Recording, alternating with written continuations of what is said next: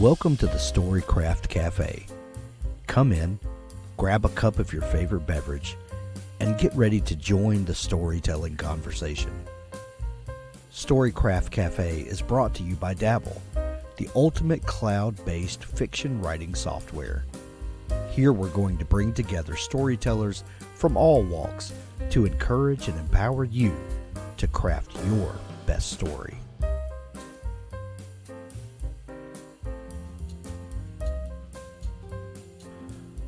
Thanks for joining us again here in the Storycraft Cafe. I'm excited to have you, and I'm excited for you to hear today's episode.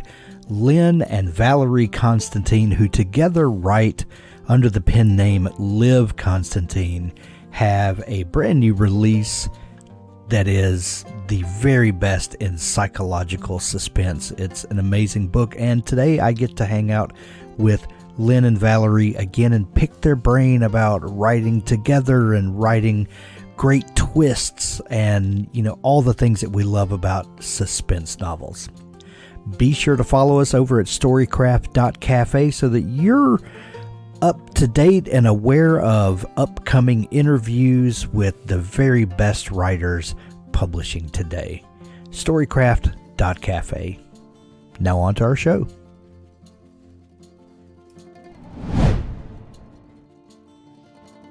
And we are live here in the Storycraft Cafe. I am your host, Hank Garner, as always. And today I am super excited to be joined again by my favorite writing duo in the whole world, Lynne Constantine, Valerie Constantine. You know them as they write jointly as Liv Constantine.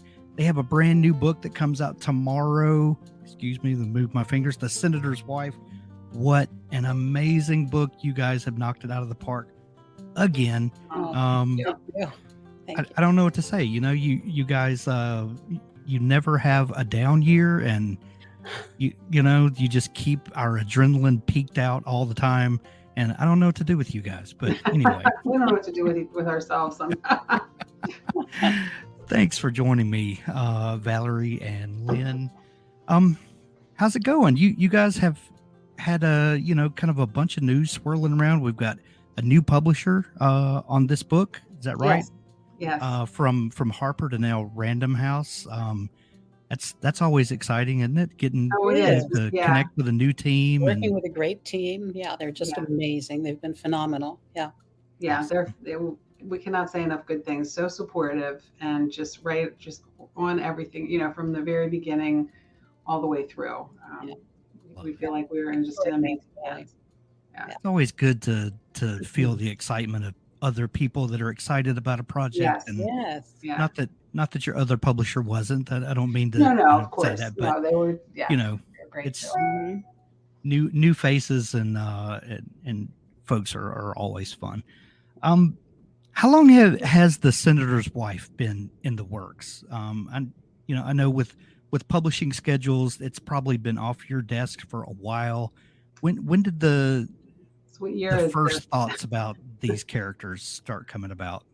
It's probably 21, right? At least, it took 2 years to write. So, oh, wow. It might have even been right after. It's hard to pick a year anymore after the pandemic. Yeah, I think it was 2020. Yeah. I think it might have been, yes. But maybe end of 2020, right? Yeah. That was like 2 years that lasted a decade, wasn't it? Yeah, right. Yeah, exactly. Yeah. But this one did take long. I think this took longer than anything that we've written so far. Gotcha. With the exception maybe of the last time I saw you. That took time too. Yeah. I forgot about that one. Yeah. Thank you. Yeah. This one is unique in several ways. There's a dead body or dead bodies, we'll just put it that way, in like the first 10 pages, which was, a little shocking. I was like, oh my goodness, what's going to happen from here? And then because as a reader, you're always, trying to get a step ahead of the writer. Oh, I know what they're going to do here. Right. And, this thing happens and, oh, now we're going to have a flashback, then how did this happen? And that's not the story at all. It was talk a little bit about this setup to the story, which you just, because we've been trained as readers to kind of think, because if you're writing in a certain genre, there are certain tropes there, and I don't mean to use trope as a bad word. I think Mm. some of these terms have kind of been thrown about, and um, it's just a reality of the genre conventions. Um, and you kind of think that you're looking for a certain thing, and then you're not.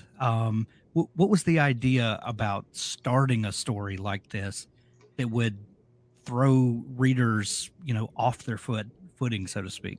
Well, I think part of the reason that it took so long is because it went through very different renditions. And initially, that wasn't the way that it had started. And it was a quieter book. And so in revision, we wanted to really engage the reader. And as opposed to having what happens in that first chapter be a flashback, we just thought it would be more visceral to actually show it in real time and then just jump ahead to the aftermath and begin the story that way. So that, it was sort of by a process of, I guess, elimination, or, in revision, that we came to telling the story in that way. And because we wanted, originally you just had Sloane like thinking about this great relationship that she had had with her first husband, and Right. all in flashback and memory. And we wanted to just have let the reader have a real glimpse into a day in the life of what it was before, and then go forward from there. Mhm. Yeah, into her marriage, and also then the man that 2 years later she marries. You also get a A glimpse glimpse into his to prior his life. marriage and his life. So it just seemed better to start out with that bang of no, uh, right? Yeah. Yeah. Yeah, and be in the moment with them. Yeah. And of course, the real story, the story itself, begins 2 years later. Right. Right.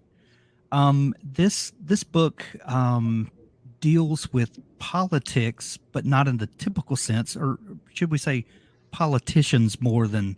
politics itself. Mhm. It's not a political thriller, Not at all. although it does kind of revolve around political figures. Let's put Yes. it that Mm, way. Yes. And I'm trying to right. drop things without Yeah. Right. spoiling You're story, doing a but good job. yeah, there's and Valerie, I understand. I think I remember from one of our previous conversations that you worked in politics, I kind of. worked. I worked. Yes, I was not a politician, but Right. but I did work in Washington, and I worked in the scheduling office of the White House. So I was just an assistant, and we did things like traveling, the advanced teams that would go out before they traveled to different countries, different places all across the U.S., and even down to the simplest thing of either the president being invited to a birthday party or a wedding or something like that. But no matter what your position is, how senior or how non-senior, when you are working there, you really do see what power does to people. And there is that really exciting part of it too, where Yeah. you are right in the middle of history being made. You're seeing Right. speech, you're seeing a State of the Union address before it's delivered, and that sort of thing. And there is an excitement about that can be not wonderful.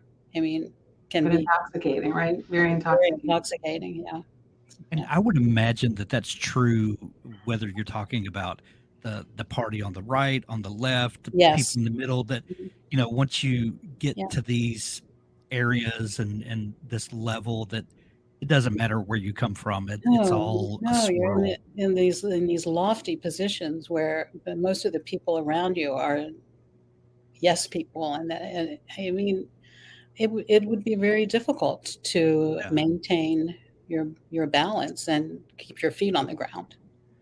Has the desire been to write a book with political connections? This is the first time you guys um, have broached a character like this, right? I don't remember. Right, let's see, I In think. our writing, yeah. I mean, in the Elsie Shaw, there's a senator, but Right. it's not the main Mhm. thrust. There's a political undercurrent. But yeah, in terms of our books, this is the first one with a Our first DC setting. yes. Yeah, because you've gotten to see the kind of the undercurrents underpinning everything. Valerie, has that been have you been looking for a way to kind of weave a story like this, or did it just kind of No, make sense with these characters? no. Funnily enough, no. I really had never thought about it, and I'm not sure how we, thinking back so long ago, it seems now, how we even decided that it would be um, senators, or that we Well, would. I think we talked about, it's the story of a woman newly married to a man in a powerful position who becomes vulnerable. A caretaker is brought in, and then she starts to worry that this woman may be after her life. And so we talked about what kind of a powerful person that could be. And I think we both said, we thought like, well, what about a governor? Or, then we said, no, I think a senator just seemed to fit the bill. And initially it was going to take place in he was going to be a senator from Connecticut, and it was going to take place in Connecticut. And then we decided, well, no, we should move it to DC. It will be much more fun. Move it to Washington, right? Yeah. Love it. There's an interesting cast of characters in this book, and a lot of your books and a lot of psychological suspense or family drama. The focus is very tight and narrow a lot of times, and your cast of characters kind of opens up the scope of this story a little bit. It's very very much focused on these characters, but it's a little broader. It was how difficult is it to, especially when you're hiding secrets and you're playing with the reader's emotions, to kind of pan the camera back a little bit, to have a wider cast of characters, more viewpoint characters? And is it more difficult or more easy to kind of weave the deceptions throughout when you're dealing with more characters? Yeah, I think it's easier to have more points of view, because you have a larger cast of characters who might be unreliable, Right. and several options for a reader to choose from. Is this one telling the truth, or is that one? And so I think we really find it interesting and fun to create different characters and different ages. It's just it makes it more interesting to write. Yeah. Wouldn't Yeah. you agree? Yeah. I think it can get a little, for us, tiring to be in one person, and having one person tell the story, because it's very limiting, right? And as Valerie said, and sometimes we're not even that deceptive. We are, but we aren't. But like, for instance, with Athena, she's up to something. From her point of view, it's very Right. clear she's got an agenda. You don't know what it is, but I think that that's a lot of fun. And then, we loved Rosemary, our 80-year-old, the mother-in-law, Sloane's former mother-in-law, Right. and she was just a great character to create. And I think it's really more robust. The story becomes more robust when you get to see it from these different points of view, and it keeps the pace going, all of it. I just find it a lot more interesting. I like to hear that. I kind of get tired of being in the same person's point of view. Mm-hmm. Well, ever since Gillian Flynn published Gone Girl, we have never trusted a narrator Right. since. True. And the default is kind of like, well, I don't trust this narrator. And it has to get harder and harder to keep readers guessing. Yes. But at the same time, you guys have found new and unique ways to motivate those unreliable narrators. Like, they might not be telling us the truth, but we don't know why they're not telling us the truth. And that's really where the gotcha is not that whether they're telling the truth or not, but Right. just Yeah. not knowing why and Right. what the story is behind that. Mm-hmm. Yeah. That was the Yeah. fun part of Mhm. Yeah. this. What's it like to find these characters' motivation? How do you start kind of peeling back these characters before you write them to find out who they are and what they're up to? Well, you don't really find out completely who they are before you write them. We have an idea of who they are, but they really come alive on the page. And as we've already said, this one took a while, and it went through a lot of iterations, and that's because the characters grew, and especially the protagonist, Sloane. She was especially difficult, I would say, to bring into a fullness that we hope we've achieved. I'll let you, if you have any, or not. No. I think that's true. I mean, I think the other part of it is knowing their backstory and what trauma they've undergone. And that informs a lot of what their motivation is as well. So if we know, because we have to know why they're doing it too. Like, we're not just going to create a character and say, okay, she's doing this or he's doing that, but well, why? What is the motivation? What are they getting out of it? What's driving them? And so even whether you want to call it the anti-hero, the antagonist, or just another character, they have goals that they're trying to achieve as well. And so we just try to make sure that that's all fleshed out. And sometimes that is the reason things change, because as we do get to know the characters, we might learn, what, this character would not do that. So we need to rethink, how, if we want to stay on this path, how do we make it work that still makes sense? Because we never want something to just come out of left field with absolutely no grounding for the sake of shock value. That's not satisfying to anybody. So it really has to be genuine, and it has to make sense. We've talked about your the way that you share writing duties in the past, and with a book like The Last Mrs. Parrish, where you have two kind of definitive viewpoints, and you guys talked about splitting those viewpoints, and one of you writing one, and with Amber and Daphne. Daphne, thank you. I couldn't grab Daphne for some reason. And how you've got these two distinct voices. Well, with this book, there are four viewpoint characters. Yeah, four.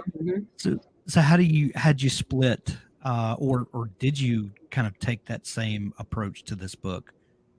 No. So really, Parrish was the only book that we did that with, and even in Parrish, we both wrote in the other points of view as well. But our process has evolved with every single book, and what we realized was that we both have to be 100% invested in every character, and because they're appearing in each other's chapters anyway, they're all. It was a little easier with Parrish because it was one whole story, and then it switched to another story. So it was not as intertwined.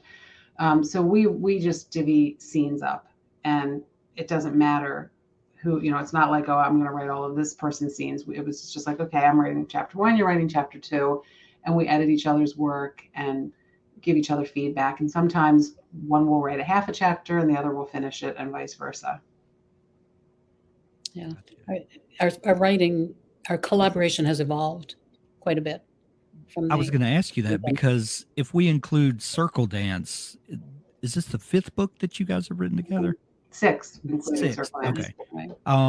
How has your writing process evolved over 6 books? Because if we go back to where you guys wrote that first book together, this was a passion project, and then you a few years later decided to write thrillers together. And I would assume that as this machine gets to rolling, and now you're on a publication schedule and people are expecting things from you, that the way that you handle the writing has got to evolve and change, hasn't it? Well, I mean, it has. I think I don't know that if we've come to the final, evolution of it, if things will continue to change. But I would say at this point that there is not a page in the book that doesn't have both of our writing on it. So I don't know how that can evolve any further, unless we do that Google document, which neither one of us wants to do, where you're actually really writing the sentences together and changing words, but I think we'd lose our minds doing that. Definitely. Yeah. Yeah. Yeah. We have to each be in our own zone when we're writing. And Yeah. Even though you are separate, and maybe thinking differently or about different portions of the story, do you find that you are anticipating what the other person is thinking or would think? Do you, like Valerie, do you start thinking, well, this is what Lynn would do, or Lynn, do you think that, that in terms of the way Valerie would think? I don't think that so much, but what does happen is that we will, like, say, for example, we have a character and we want to give them a family or siblings. And so we'll say, well, so let's talk about siblings for this character. And then both of us will say, how about just one brother? And we'll say the same thing. Yeah. And that's when it gets a little scary. Yeah.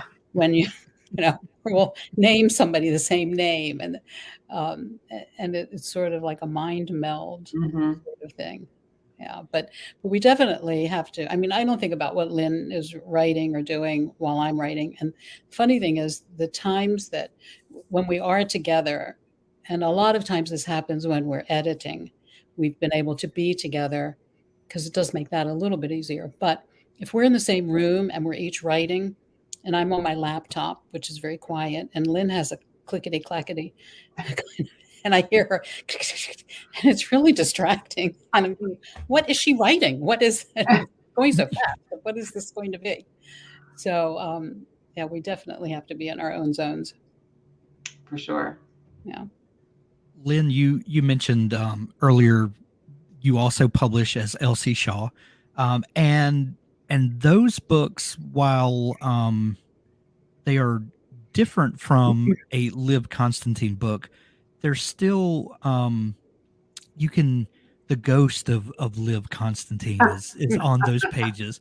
Do you notice or is Liv Constantine like this third figure in your writing relationship? Does you've got Lynn, you've got Valerie, but then does Liv? I can't put this into words like I want to, but it's almost like the pen name becomes a third person. Right. Do you guys ever notice that? Yeah, I don't think so. I think that we're both sort of Liv, is kind of how I see it, but I know what you're saying. It sounds like a horror movie, kind of like this third persona coming out and saying, I'm Liv, the two of you have to go away, right? Like that might be a interesting story, right? Yeah. Yeah. We'll dedicate it to Hank. Right. Thank you. Thank you. Oh man. What is your you said that you guys like to edit together. What is that process like? Do you have a time where, okay, the drafting's done, it's time for us to come together? Liking it is quite an overstatement. Yeah. It just makes it a little less tedious if we're together doing it. This is when we get edits back from our editor at the publishing house.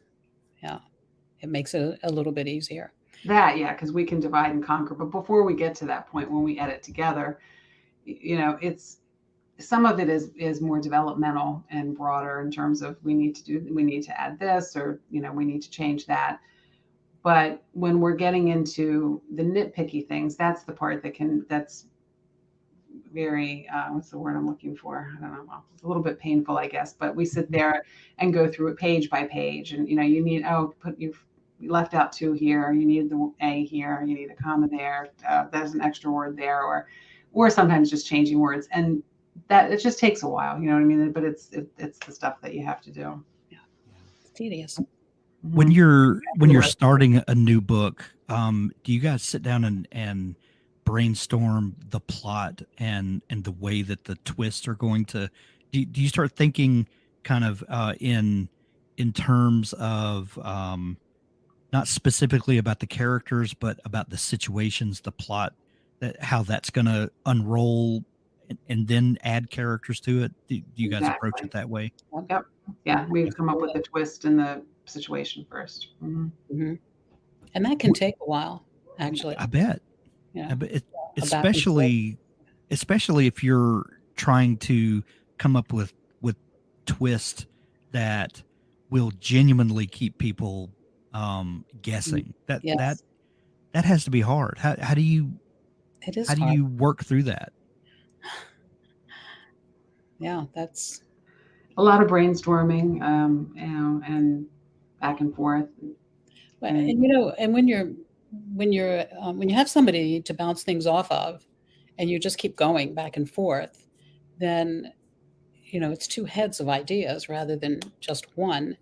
And something I say then might spur something in Lynn that if she were working alone might not have thought of, and vice versa. And so it's sort of like feeding each other, and then bringing out maybe what the best ideas are, because there have been times when we would talk about a situation, and one of us will say, well, what if blah blah blah, and then the other one is, but then it was this, or it just helps, I think, to build on each other. It's just like any kind of a brainstorming session, Yeah. that you have so many different ideas, and you just have more to choose from. Yeah. Rather than, maybe we would come up with it on our own in a longer period of right. time, but it's just very helpful. That's one of the great things about collaborating. Yeah. There's nothing like having a person to bounce ideas off of, even if the other person isn't giving you the answers. There's something about just talking it out, Yes. and Yes. Yeah. and your brain will come up with answers that the two Yes. of you never could come up with. And I would imagine having a person in that role all the time has to be amazing. Yes. It It is. is. Yeah. Yeah. It's really helpful. Yeah. So, and even as the writing goes on too, Yeah. gee, I'm here in the chapter, and what do you think? I don't know where to go with this, and so you have somebody then again, and you can bounce ideas off of a friend or a Yeah. spouse, but they're not in the story the way both of Right. us are. Right. So. Is it getting easier or harder to be Liv Constantine? 6 books in, does it get easier or does it get more complicated and complex as it goes? I mean, I think each book is just hard, right? And Mm-hmm. yeah, it definitely doesn't get easier because you're always trying to better yourself, and you want to make the next book, if you can, better than the last, and Right. whatever that means. So it's tough. But it seems like it should, because like if you're a piano player, the more you practice, Right. the better you get, right? Or Right. in sports or any of those things. So it seems like, well, okay, the more books you've written, the easier it gets, but it just doesn't seem to. But also, if you take the piano player analogy, the better you get, you start challenging yourself with more complex pieces, which That's then True. that's becomes right. harder. And Yes. it's like the better you get, the harder it gets if Right. you're constantly pushing forward. That's Right. true. And writing's kind of the same way, isn't it? Yeah, it is. Yeah, that's true. Man. So The what's coming up next for you guys? Are you working on your next book? we are. Yeah. Did we just finish the second draft? The third draft. Third draft. We're writing a Interesting. sequel to the Last Mrs. Parrish. Yeah. When how do you come up with when you have a story with such a definitive ending, and by definitive I don't mean it was a satisfying ending, let me put it that way. How do you start resurrecting that story and thinking, well, what happens to these characters next? That has to be a challenge because everybody has this certain vision in their mind. And do you weigh reader expectations with what you think is going to happen? I mean, we obviously don't want to disappoint readers, and the reason that has taken this long for us to even, decide to write a sequel is because we wrote a prequel novella, The First Right. Shot. And that there's a character in that, Daisy Ann, who is perfect for the sequel. So this sequel will have her, we'll have Daphne, we'll have Amber. And we can't obviously tell you why or what's going on, but we think it's a pretty fun, and hopefully people will love it just as much and will enjoy being back with these characters and seeing what they're up to. I love it. I can't wait. Tomorrow, the brand new book, The Senator's Wife, releases everywhere. Hardcover, Kindle edition, audiobook. I actually listened to the audiobook over the weekend, Oh, and it is fantastic. that's great to hear. We I haven't heard had it I I haven't had had the read chance to the read that yet. I had read the book a month and a half ago or so, and then listened to the audio to just get the story fresh in my mind again. Oh, It was a completely different experience, but I was familiar with the story, yet getting to experience it all over again. And That's that's what I great. love about audiobooks is mm. you know the story, but it's fun to kind of relive it again in a It is. different way. It's a different experience. You're It right. is. Yes. It is.